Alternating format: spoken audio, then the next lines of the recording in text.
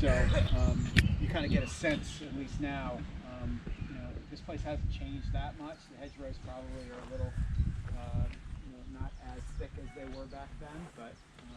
So you're dealing in artillery, you're dealing with the gunnery problem, and it involves three elements.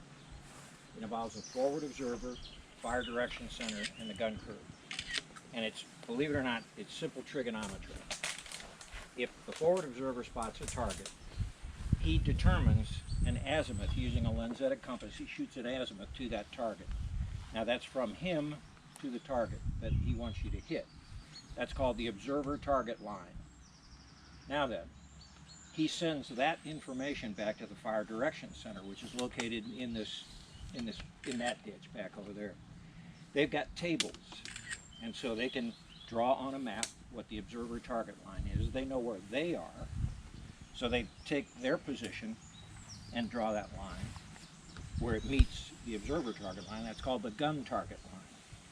Now you solve the angle, simple trigonometry. You solve the angle, and then you send information called dope up to the guns, and the gunners on their panatomic telescopic sights can dial those numbers in. That makes the gun tube move one way or the other. Now, that's for deflection. Deflection means left or right, elevation means up or down. So what happens is on deflection, you've got barber poles out. They're red and white, look like barber poles, and those are called aiming stakes. What happens is once you set those numbers that were given to you by the Fire Direction Center onto the sight, you then crank the weapon around so that the sight comes over onto that barber pole. And that barber pole has a direct trigonomic relation to the target area. This is going to get deep. Now, you know at this point that the base piece of the battery, if he fires, is going to fire in the right direction. What's the next problem? Range. How far away is it? You can measure that on a map. For a 105 howitzer, each round that you're going to load into the tube has 4 powder bags. So the maximum range would be charge 4. All 4 powder bags go in after the propellant. There's a little shotgun shell thing. You pull a lanyard, ignites the powder, and forces the round to go down range. You have, in the Fire Direction Center, you have a scale that will tell you if you're firing at 17,000 yards, you need charge 3. So that information goes out to the gun crew. They take the 4 powder bags, shit can 1, and put the 3 back in the tube, and it will fire that range. That's called the gunnery problem. And boy, is that more than you ever wanted to know. How long do they have to figure that out? Oh, it happens instantly. These guys are, you can do it in seconds, 30 seconds, and you've got the information down to the guns. How far are the guns will just run it onto the site and fire. How far are those barber poles away from the guns themselves? Usually about 25 to 30 meters. So out in front of the gun position, you would have seen these red and white poles. Those are the aiming stakes. And they're surveyed in with it using a theodolite. And the dope, is that? I wonder if that's where the expression like "give me the dope, give me the straight dope" That's comes exactly from. where it came from. Huh. Wow. Either that or you're a fucking dope. Another possibility. Thank you.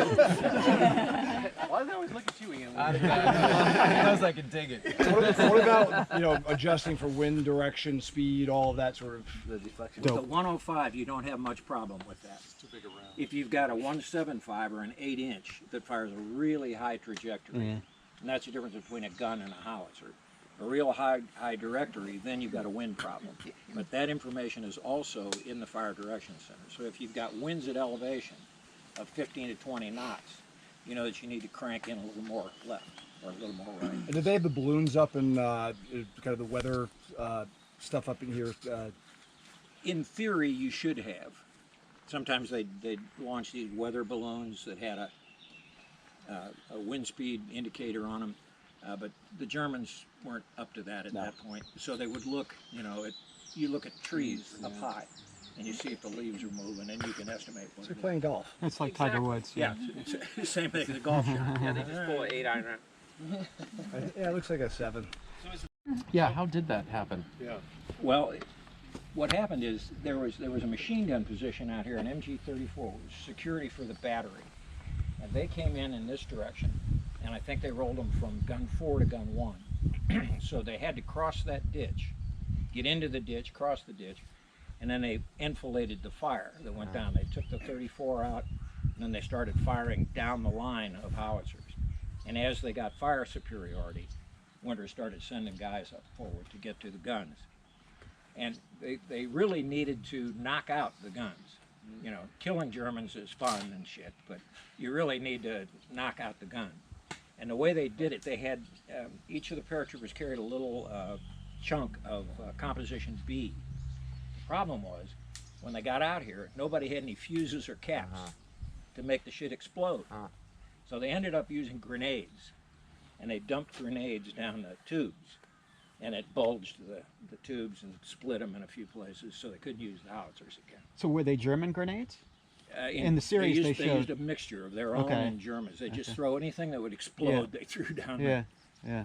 Was that by accident they didn't have fuses, or they just carry around this composition It B depends without on who what you they talk to. Lipton told He me talked to Malarkey. that Lipton. Lipton told me that they thought they had them, but when they got ready to make the move, nobody could find who had the caps or anything. They had the explosive, but they couldn't make it go. Do you have the lighter? Yeah, right. Can you help They me have here? the element of surprise that the Germans not expect them. I think where we were in the manor house over there was the battery command. That was where the commanding officer of the battery and a number of the guys handling the communications and everything. They We were saw in his the blood manor stain. house. And the actual grunts, the cannon cockers, the gun dummies that were out here ramming and slamming rounds, they were all out in this area. So how heavily defended was it on the perimeter? Nominally you had 8 men per gun. Okay. That's a normal gun crew. And you probably had 4 in the fire direction center, and then you had 3 or 4 out in that. So in the end, they probably ended up taking on 30, 35 people.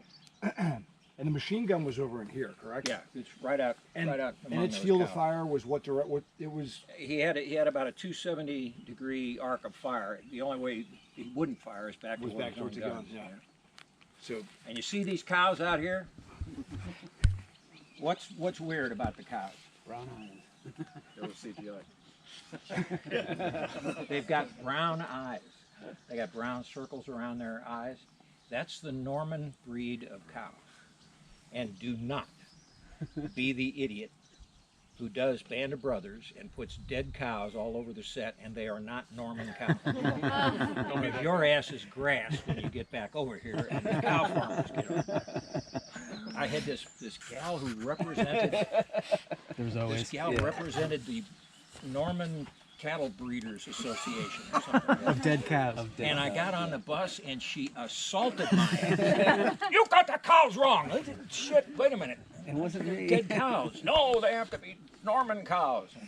Anyway, do not do that. That Norman lobby's tough. They're tough. They're tough. The dead cow lobby. They think the NRA. Everybody's They're called bean counters, and I get them all the time. Yeah. I call them stitch Nazis. Stitch Nazis. I remember that from your Museum museum stitch speech. Nazis are the people with the remote control that go through every frame. And if I use the wrong thread, Yeah. my ass hears about it. Believe me. You think the cow's the problem? Well, yeah. Do not use the wrong color thread on me. That nylon was These not made people, until they're in their underwear, they're living in their mom's basement, they got nothing to do, and saw that painting. So in the show, it wasn't. It was straight. straight line, and then Yeah, we used to- and that was coin toss. It was easier to put them in a straight line than make an L shape. And that can only be known from who? From the guys who were Wait, there. wait, wait, Winters came and said it was an L. Yeah, Winters drew a diagram, and when we showed it around to other historians, and they said, well, it's not correct. Not correctly. The guy. Yeah, so maybe Fine. were you then? But in that episode, in the Brecourt Manor episode, you never back off far enough to see the actual shape. Yeah. So you just see 3 guys. Yes. This was one of the major crossing points. Now, it seems like a little shitty stretch of macadam. And it was. But it was one of the ways that the Germans could have brought armor and infantry down in to oppose the beach movement. So this had to be held. So this gets full, much fuller. Oh yeah, it was This all entire those fields out there were flooded. Oh, that was all water. That was the purposeful flooding. Yeah. But then the river would have a lot more current than this. Sure. Yeah. On them and stuff. Oh, absolutely. But also it's the same time of year. So why? So Dolan and his guys came right over here, and they took a look. They came this side and that side, and took a look at the manor house. And they said, "Shit, there's Krauts in there." So we gotta. In order to control that bridge, we have to take all this stuff. So they did. They came in, and as they made the assault with a ginned-up outfit for the most part, a lot of the leaders were killed. They came across, I can't show you right now, but behind that manor house is an open field. And coming across that field is where they got nailed. They got hammered. So they came in back of that manor house, and there were enormous fights that went on in that courtyard out there. And eventually the Germans surrendered. They said, all right, we're not going to do this anymore. So Dolan and his guys were all up in there saying, all right, come on out. And the Germans came out, except for a few. They had set a pillowcase that said, we surrender, sort of thing. And so they moved up in there and said, okay, come on out, put down your weapons. You know, you have a small dick. That's the reason you do that. I'll edit that out. No reason. Sorry, ma'am. You shouldn't have heard that. But you will eventually, so deal with it. So the problem was, here they came, and the guys were all out there, and they were waiting for the Germans to come out. And one German, while we were accepting the surrender of the people who held there, fired and killed a guy. And that was the end of that shit. So immediately rocket launchers came up and they blew out the doors. Those doors right there, they just put a rocket right through them and killed a bunch of people. And finally the Germans staggered out, and they were pretty poor. And there was about 18 prisoners that were taken that came out of that house. They were all over the place. So now Dolan has command, sort of this area. So he starts digging his people in. And all along this line right down there, you see that green line that's overlooking the river, they were digging in. They were digging holes and so on and so forth. Because they knew the Germans were in Coquigny, which is on 750 meters on the other side of this causeway. Flooded on both sides. So there's only one way to attack it, and that's hey diddle diddle right up the middle. Here they come. And so Dolan's CP was kind of in that where that window is or close. And he had all of his guys dug in along here and dug in along there. And they had to resist the German counterattack, which they knew was coming. Bigger than Billy Dog shit, here it came. And he had a little PFC named Frank Buck, believe it or not, and he ran his ass up on the other side of this causeway, 700 meters, and said, tell me if anybody's coming. Shortly thereafter, PFC Frank Buck comes running his ass right down the causeway. Tanks! Infantry! Oh shit! And here they come. And what it was is the Germans sent a whole tank mechanized infantry outfit right down this causeway. Now, the Americans had figured that was going to happen. So just on the other side of these bridge abutments, they had dug 2 holes, and they put 2 bazooka teams in there. Now, bazookas, so this is not the RPG deal that you see in today's movies. These are 2.6-inch rocket launchers, and they were not a major threat, but it was the heaviest thing the airborne had. So there was a guy by the name of I'll get the names in a minute, but there were 2 of them as teams on either side of this. And all they were waiting for was those tanks to come down. Now the good news was that the tanks that came down were French tanks, Renaults, that had been captured by the Germans and turned into, now these were 1940. shit boxes. I mean, these were, you know, they had tuna tins, you know, anything could get through those things. And 2 of them came up right around that curve. And the minute they did, PFC Private First Class Heim stood up right in the middle of the whole damn thing. And there was a Swedish kid, Peterson. We would be able to get the tanks, we would make them, we would knock the fuck out of them tanks. You know, and he's that guy, you know, and he stands up and fires at these things, and rounds are flying everywhere, and he knocks one of them out. Heim, who's on the other side of the road, says, well, shit, maybe that works. And he jumps out there and fires another, and they got these 2 French tanks, and they sat out there, destroyed. Well, everybody else, you know, the crew tried to get out, and they just shot the shit out of them, and boom, there it is. So we've won our first patch. Got a roadblock.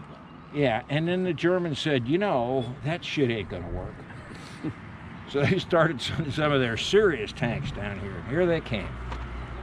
And at the time, the Germans began to understand that if we want this bridge, we're gonna have to fight. There's some Americans in there, and they're pissed off. So here came the mortars and the artillery, all from German batteries off in Coquigny, off here to your right front. There were German batteries off to your left front. And they all just wheeled the guns around and said, well, shit, we'll saturate the area with artillery and mortars. And they did. I mean, this whole area was just hammered. And General Gavin, the assistant division commander of the 82nd Airborne at that fight, came up here and he said, shit, we got to hold. We absolutely have to hold.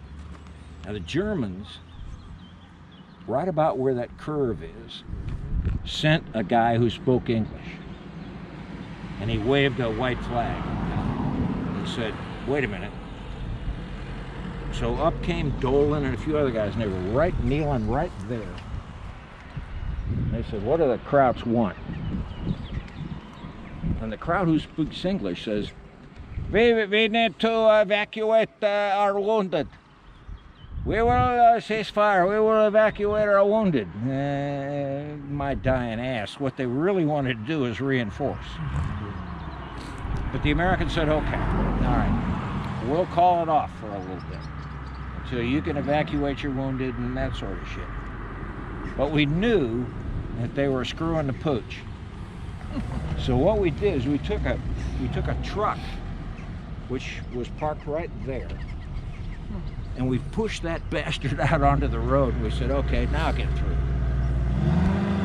So we let them evacuate their wounded, and we did the same thing. At that point, the 3rd Battalion of the 505th had taken Saint-Mère-Glaise, which was down at the 505th. So they knew what was happening up here. Guys were hanging on by their fingernails. You know, reinforce this shit. You know, give me some people up here. And the reinforcements are going to come in the next day in the form of the 325th Glider Infantry, the glider riders. And that was fine if the Germans were willing to sit, but they weren't. And here they came again, and they started the guys were fighting intensely just to hold on, and there were no reinforcements, nothing. Every time somebody died, that was it. You just lived without it. And right up in here, Red Dog Dolan, who was a Boston Irishman, you know, he talked a lot like this here. He was in one of those windows, and he was firing an M1 rifle right down at the Germans who were trying to come up.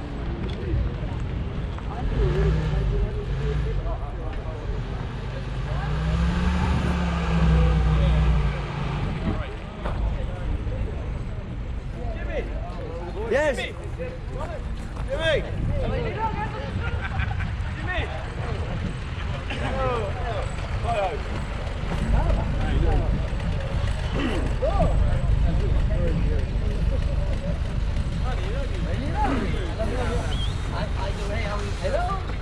I see you yesterday. I did. Hello. Hey, I'm getting on. Get a picture. All I hear is, "Oh, you guys get hurt."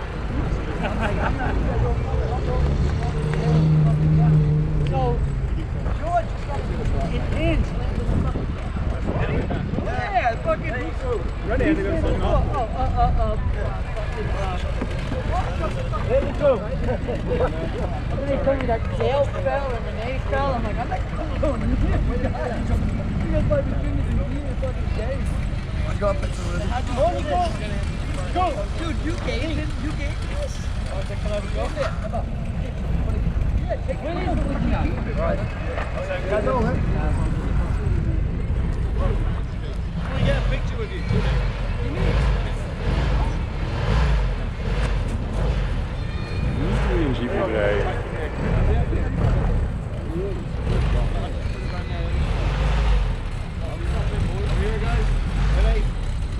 Look at Eric.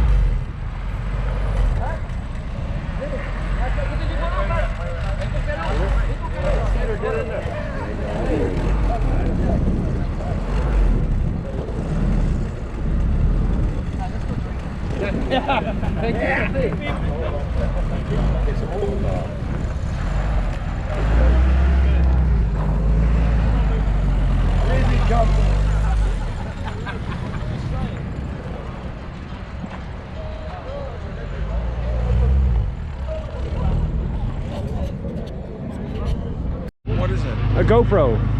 So are you excited going on this tank? I don't know if I'm going on this tank. I haven't decided yet. Okay. But I'm here. There will be Here no with one Jimmy. shooting on you. Huh? No one's shooting on me. No. That's good. Yeah. So are you happy to going on this tank? Well, it doesn't have a gun. So No, is it a tank? It's not a tank. No, it's a transport vehicle. It's an armored personnel carrier, Armored correct? personnel carrier. Yes, sir. So an APC. yeah, but it just doesn't sound as awesome as I'm going on a tank. No, But the it's- Jeeps are good. We've been doing the Jeeps. yeah, that was The nice. Willys, they're the best. Also, they're convertible. Weird. Yeah. Oh, we got the roof. The roof's Yeah, on. the roof's open, so yeah.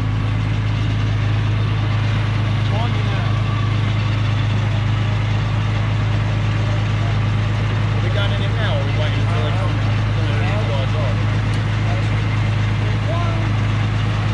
3 more. Oh. What's happening? We're not getting in it now, are we? These guys. I think we'll wait so you can see what's in it for you. Allez, tiens, puis